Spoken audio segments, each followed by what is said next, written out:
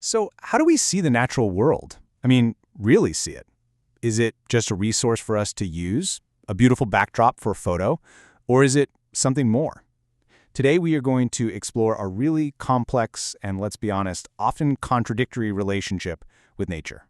We're going to go on a journey from that personal feeling of awe you get in a quiet forest to ancient traditions that see the land as sacred, and all the way to a revolutionary legal idea that could literally change everything. Let's dive in. You know that feeling of awe? For a lot of us, that's where the connection to nature really begins. U.S. Poet Laureate Ada Limon is tapping right into that with her project, You Are Here. She's putting poems on picnic tables in national parks, which is such a cool idea. She's encouraging us to do more than just look at nature. She's trying to get us to feel it, to really pay attention for a moment. It's a powerful thought, right? That art can actually open us up to experience the world in a much deeper way. But this deep connection isn't always just personal. For many cultures, it's ancient, it's communal, and it is woven into the very fabric of their society. To really get this, let's take a look at the traditions of Aboriginal Australians. For them, the land isn't just a place, it's the foundation of their laws, their culture, and their identity. So what exactly is a sacred site? Well, it's so much more than just a pretty spot or some historical landmark. For Aboriginal Australians, these sites are the living, breathing embodiment of tradition.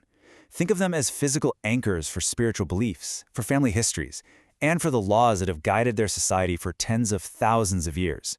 And you know, a sacred site could be a massive, obvious mountain range, or it could be a single kind of unassuming tree that you might not even notice. What makes it important is its direct link to the ancestral beings who they believe shaped the world. And that creates this incredibly profound responsibility for Aboriginal custodians. They believe that if a site is damaged, the consequences aren't just environmental, they're deeply spiritual, and they can affect the health of their entire community. This relationship is so fundamental that it's actually protected by Australian law. Okay, now let's jump over to India, where we find another really powerful but also kind of paradoxical relationship with nature. For over 400 million people, the Ganga or Ganges River is a sacred goddess. Believers say its water is like nectar, that it can literally cleanse the soul. But the physical reality is a tough, harsh contradiction. The very same river that's worshipped as a divine being is also one of the most polluted rivers in the entire world, taking in millions of gallons of untreated sewage every single day. So this tension, right, between loving something and, well, impacting it brings up some really difficult questions. And sometimes a deep, passionate love for nature can lead people to cross lines that separate us from the wild, and lines that can turn love into a form of disrespect. The story of Timothy Treadwell is a pretty dramatic and tragic example of this. I mean, think about Timothy Treadwell. This guy spent 13 summers living completely unprotected among grizzly bears in Alaska. He absolutely loved them, he filmed them, and he advocated for them. But in 2003, he and his girlfriend Amy Huguenard were killed and eaten by one of the very bears he was trying to protect. His story is just tragic, and it forces us all to ask, where's the boundary? When you're trying to connect with nature, how close is too close? After he died, Treadwell became this figure of intense controversy. A lot of people in the conservation world saw his actions not as brave, but as deeply disrespectful. They basically argue that by giving the bears names, by trying to act like one of them, he completely ignored the fundamental wildness of nature. He crossed a boundary, treating wild animals like people, and erasing a line that maybe, just maybe, exists for both their safety and ours. Okay, so all of this brings us to a really radical shift in thinking. We've talked about personal connections, cultural connections, and even controversial ones. But what if we just remade the rules entirely? What if nature itself had a voice, not just in poems or prayers, but in a court of law? This is the big idea behind the Rights of Nature movement. And believe it or not, this whole legal revolution kind of kicked off with one simple question posed in a 1972 essay by a law professor named Christopher Stone. At the time, this was a totally wild idea. I mean, how could a tree or a forest or a river sue somebody? To have standing means you have the right to bring a case to court. And Stone argued that if we truly want to protect nature, we have to give it that right. So how does this even work? Well, the key idea here is something called legal personhood. And we actually use this concept all the time. A corporation, for instance, is considered a person under the law. It can own property, it can sign contracts, it can sue people. The Rights of Nature movement takes that same logic and applies it to an ecosystem. And since a river can't exactly speak for itself, human guardians are appointed to act only in its best interest, kind of like how a guardian speaks for a child in court.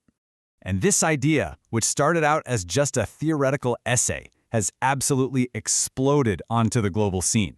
In 2008, Ecuador went first, writing the rights of nature directly into its national constitution. Then, in 2017, New Zealand gave a river legal personhood. A few years later, in 2021, a river in Quebec, Canada, got legal rights too. What was once a super radical idea is now becoming a very real legal tool for conservation. But I want to zoom in on what might be the most powerful example of this in action: the Wanganui River in New Zealand. Because this wasn't just some new environmental law. It was the result of one of the longest legal battles in the country's entire history. This wasn't a new idea. The Wanganui iwi, the local Maori people, fought for over a century to get this recognition for their connection to the river, which they consider an ancestor. And the 2017 settlement is just extraordinary. It doesn't just protect the water, it recognizes the river as an indivisible and living whole. It also sets up two guardians, one from the tribe and one from the government, who are legally required to act only for the good of the river itself. It's this beautiful, incredible fusion of an indigenous worldview and modern law.